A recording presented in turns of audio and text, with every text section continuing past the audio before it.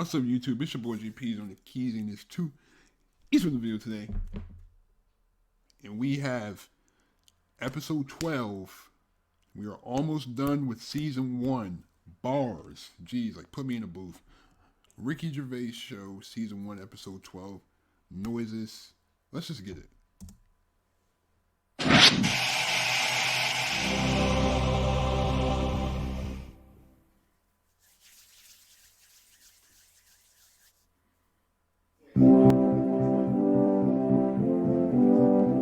For the past few years, Ricky Gervais, Stephen Merchant, and Karl Pilkington have been meeting regularly for a series of pointless conversations. This is one of them. Testing. Is that right? Hello and welcome to the Ricky Gervais Show with me, Ricky Gervais, Stephen Merchant. Hello. And the little round-headed buffoon that is Karl Pilkington. All right.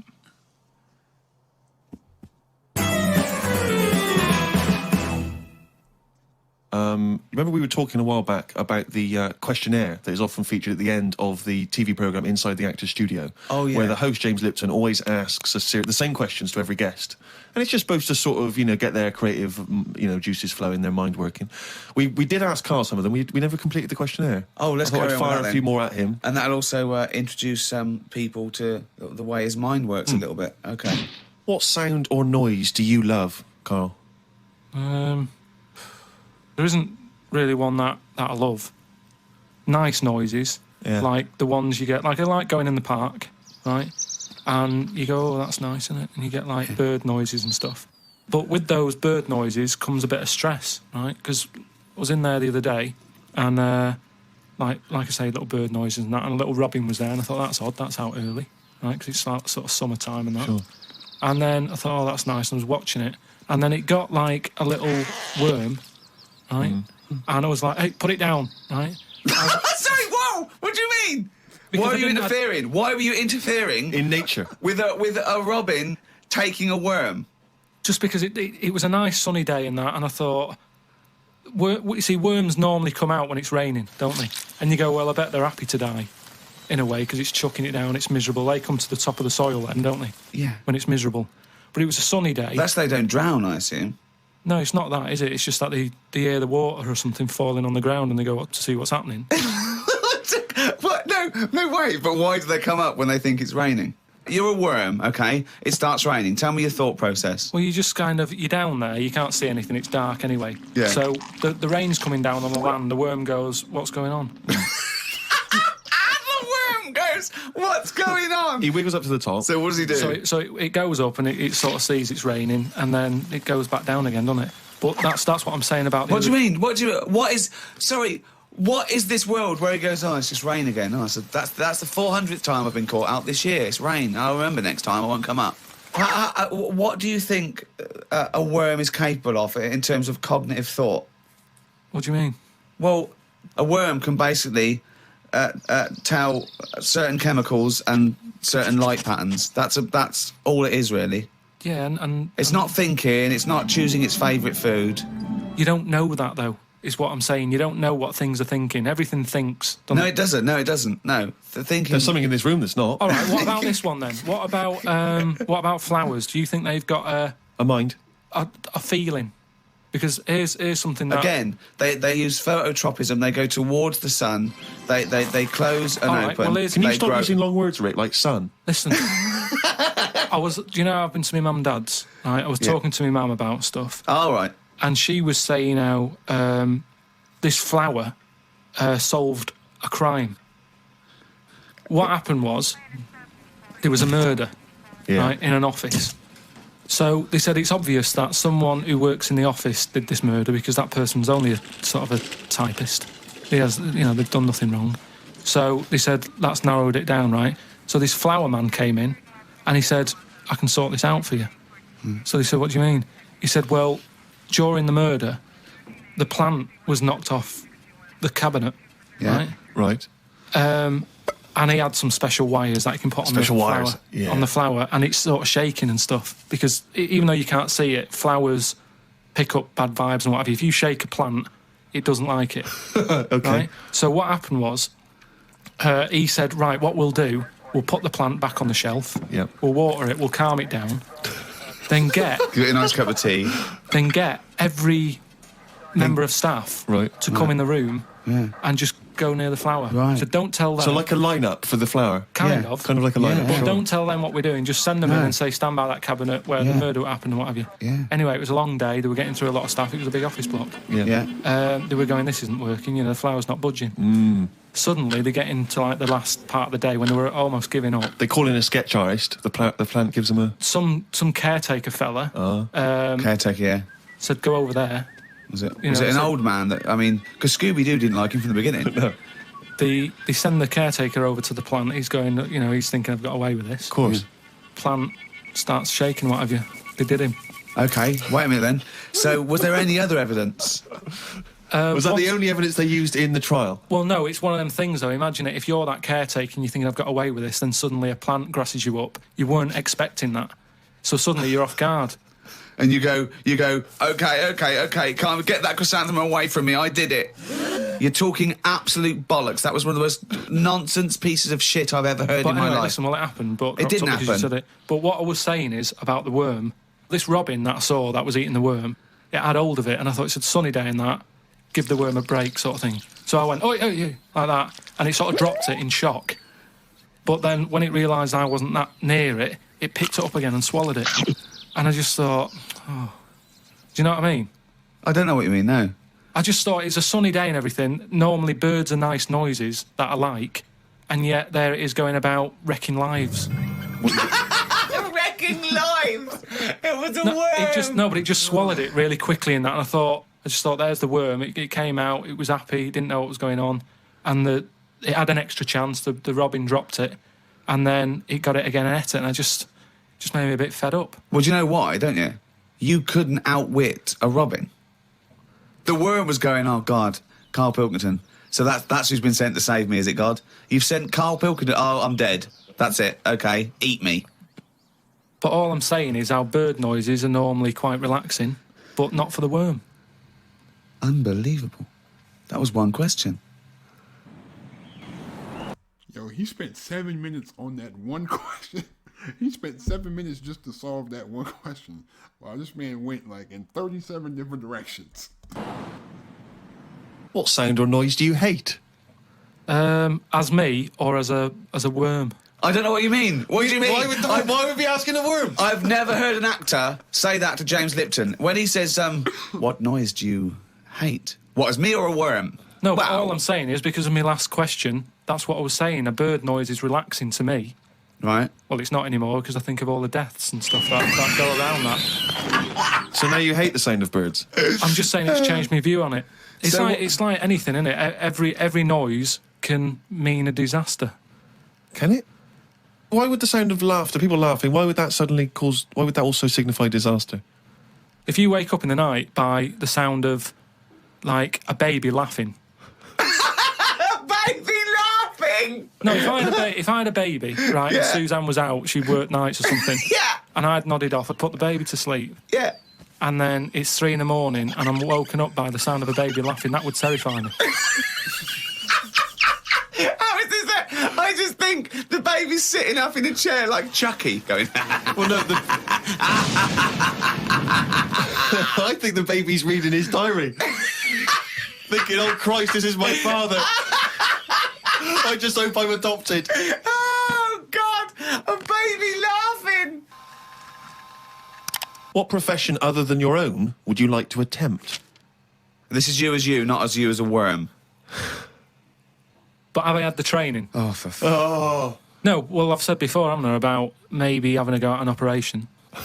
I don't know why it leaps from where. It leaps from no ambition, where if he could have a job, it would his best job he's ever had is a paper round, and if he could have a job, he'd like go to the cobbler once a week and then walk a dog.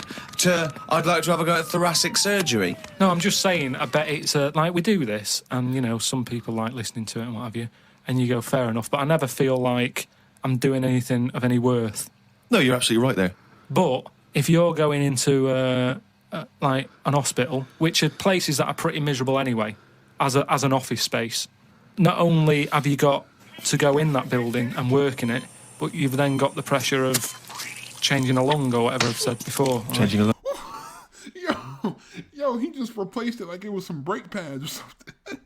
he just replaced it like it was like he just took it out like it was a battery and just put it back in. Take it out. Give me another one.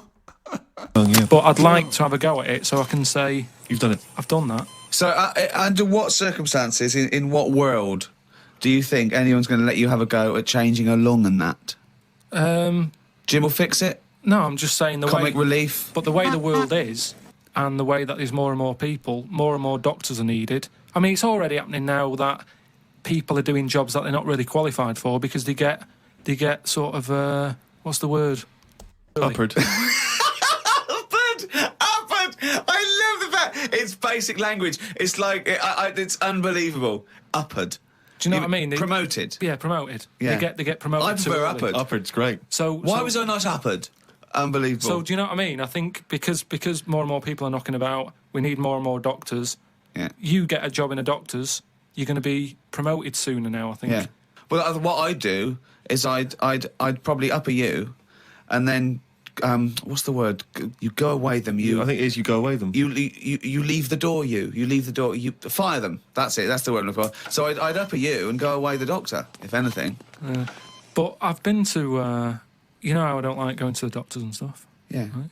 Because you're always scared that they might investigate below the bridge. Yeah, but I checked on that before. I signed up to it, and then they said, right, before we can take you on as a patient, you've got to have a health check, right? Which I thought was odd, because it's almost like saying, if you're ill, we can't be having you coming here, right? But I said, right, OK, fair enough. What is this health check? And they said, oh, we just check your body out and make sure you're fit and healthy. And I thought, that isn't enough information. I want to know if it's the old finger trick. And I said, what do you mean, though? When you said health check, what do you do?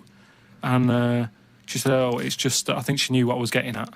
And she said, oh, it's just the blood pressure, your height, your weight. That's about it. So I went and had it and stuff. But you had to... Before you sort of said, right, I want this doctor, they give you loads of forms to fill out, right? And one of the things they did was, if you die, what do you want to give away? Right? Like a donor. And what have you. And I thought... I really thought about it for 40 minutes or so. I didn't just rush into it. I was sat there thinking, if I'm dead, does it matter and stuff? But I was really concerned when it said about the eyes. Right. Right. Why? What do you mean? What? Because can they have your eyes after you die? It was. I think it was fourth on the list. Why do you care about giving your eyes away when you're dead? Just because of that thing of, we don't know for sure yet. I know that you poo-poo it, but the afterlife thing. So why, in an afterlife, would you want your eyes more than your liver and your kidneys and your lungs and your heart? Because ghosts don't eat, do they? So you don't need all your liver and your kidneys and stuff, because they're only there to sort your food out. But your eyes, if you're a ghost, I don't want to be a blind ghost. Because you're around forever then, aren't you? Once you're a ghost, that's it. So the idea of being blind when you're alive, you go, well, all right, then maybe in the afterlife I might be treated to a pair of eyes. But the fact of wandering about, dead for years, bumping into stuff... Oh, God! That makes sense, though, because if I was blind my whole life, I'm trying to be like, I'm trying to see, though. I'm trying to see what... Oh, my God, that's the color blue or something like that? Definitely. Oh, it's amazing! So, that's an amazing image! So I didn't tick that box. But why? I don't understand. In your theory of the afterlife, why is it that this ghostly Karl, why can he survive without a heart, but he can't survive without eyes? Why? Do you see what I mean? Surely if you're this ghostly apparition, you can just see everything and you can do everything. You don't need the body because you're a ghost. Yeah, I know, but I think when you're a ghost... Say like how they've seen ghosts in... Right, could I just say now for any listeners, this is not the thoughts and beliefs of the management. There is no such thing as ghosts. I do not believe in ghosts. I do not believe in ESP or any mumbo-jumbo. Carry on, Karl. So when there's a ghost, yeah. When they see ghosts in, like, old castles and stuff, yeah, they've had their head cut off because they've been up to no good, right, years ago. But they're carrying it around normally under their arm. That's what I'm saying. It hasn't reattached itself. So if you take the eyes out... But, Karl, how is this ghostly creature able to function? It doesn't have its head on anyway. It's carrying it under its arm. So the suspicion is it doesn't need its head. No, it does. It just happens to be carrying it around because it wants to keep it with it. The ghost is always in the last condition that it was in when it was in... Who makes these rules? the way you are in your last bit of life is how you are as a ghost forever, even in the fashion. Like I say, the ghosts that you see never wear modern clothes, so it's always the Victorian stuff. Now, if they could change it, they would, but they can't because they're stuck with it. So that's Why what I'm did you saying see with the eyes. cavemen ghosts? When did ghosts start? They didn't kick in till about 1830, did they? What if you die when you're having a rectal examination? Are you always bent forward with your trousers around your ankles and someone's finger up your But arse? why would you die? Hey. When you're having that done? That's why I'm not having it done, if that's... You're saying No. But you might have both been suddenly killed in a terrible disaster. Yeah, a meteorite hit you. That's when you get the moaning ghosts, isn't it? They're the ones who aren't happy. So you're going round bent forward, Going, you've got "Oh." a doctor's finger up your arse, Yeah. and what are you doing? You're sort of going, oh... And that's when you have to get the vicar round. What do you mean? Because they have to put you to rest and what have you, don't they? And what does a vicar do when he's going? So I get the vicar round. It's years later. It's 100 years later. You're around this doctor's surgery, and there's people coming, and the doctor there, the new doctor there, and it's 2073, and they go, Vicar. They go, Vicar, there's a strange ghostly apparition. It looks like an old doctor, right? And he's got his fingers up this sort of like little... It's like a chimpanzee, but with a shaved head. No, but the doctor wouldn't be... Are you saying the doctor dies as well Yeah, as they you? die, you both died. You die at the same time with his finger up your ass. And so you're forever having a little rectal examination with your little trousers around your ankles. Well, that's when it'd be best not to have your eyes.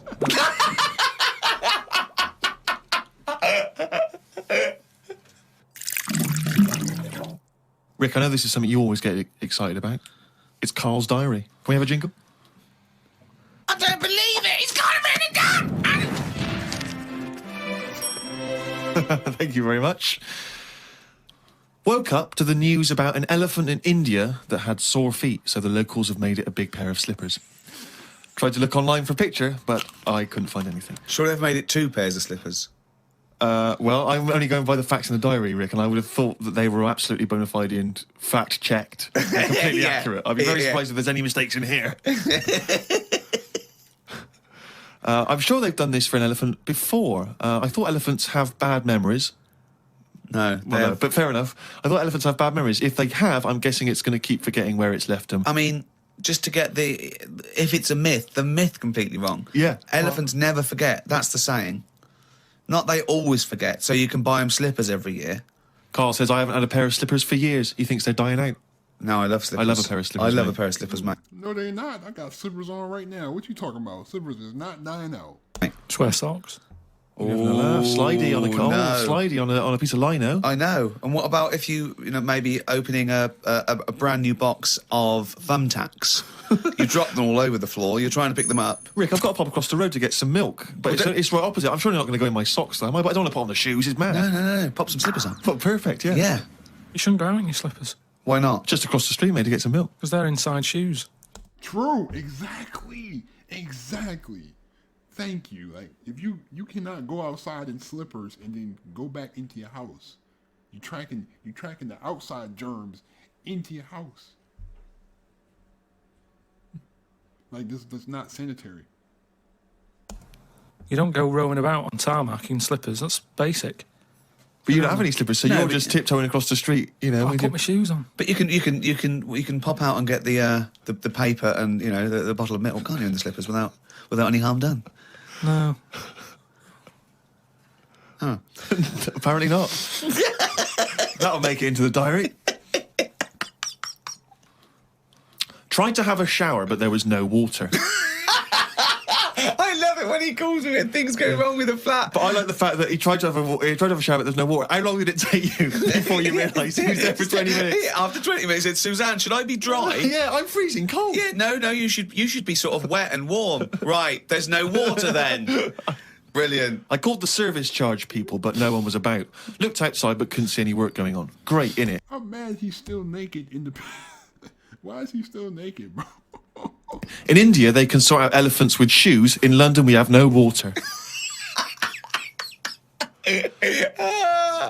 Hung about for a bit, but still no sign of any water. Brushed my teeth just using the paste and used the little bit that was in the kettle to have a wash. I was pretty chuffed that I thought of using that. Suzanne was a bit annoyed because she wanted a cup of tea. She said, go across the road and buy a big bottle of water. Not in your socks. Pop some slippers on. Go across the road and buy a big bottle of water, she said. I never thought of that. You had a wash using the water in the bottom of the kettle. Yeah, well, that's clean, isn't it? How much? There's only a little drop in there. No, it's a big kettle. So what, did you just wash your face? Yeah. So you didn't wash your body or anything? Your genitals Well, were you couldn't, could you? filthy. You've got to look at what you can do with the water available. People in Africa and that short of water aren't wasting it, saying, oh, the feet are a bit dirty. They drink it. What do you mean? I had a look online to see what's been going on. Scientists say that Everest, brackets, the mountain, just in case you've confused that with any other Everests. Maybe the double glazing people. Yeah. You say that scientists say that Everest has grown a bit. The way they were talking about it, you'd have thought it's grown loads. It's only inches. No, isn't that...